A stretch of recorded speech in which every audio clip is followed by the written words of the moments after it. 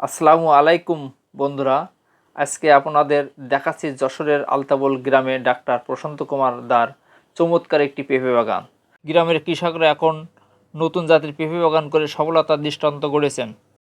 দেখুন, মাত্র 5 মাস বয়সের গাছ, অথচ গাছে ঝুলছে বিশাল বিশাল সবুজ পেঁপে। এক একটার ওজন প্রায় 5 কেজি পর্যন্ত হয়। দেখতে দারুণ সুন্দর, লম্বা আর টসটসে। তার মুখ থেকে শুনুন পেঁপে লাগানোর সাফল্য। এটা কি জাতের পেঁপে? এটা হচ্ছে লালতির বাবু।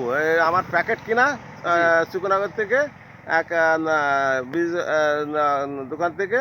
তাই আমি ফুটিলাম, ফুটে বাড়ি তৈরি করেছিলাম না সারা, এবং বাড়িতে তৈরি করে তারপরে আমি ফুটেছি। বাড়ি তৈরি করার পর 1.5 মাস পরে ফুটিলাম, আর ফুটার পরে 1.5 মাস পরে ফলন হয়েছে গাছে।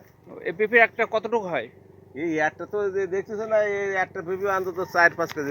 বয়স কত এখন? এর পেঁপে গাছের বয়স আজ 5 মাস। 5 মাস হবে। 5 মাস হয়েছে। এই পেঁপে খাইতে স্বাদ কেমন?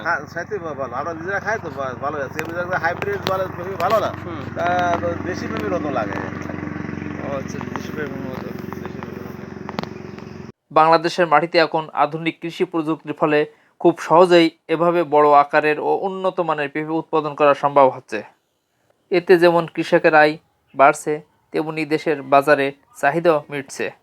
সত্যিই গর্ব করার মতো বিষয়।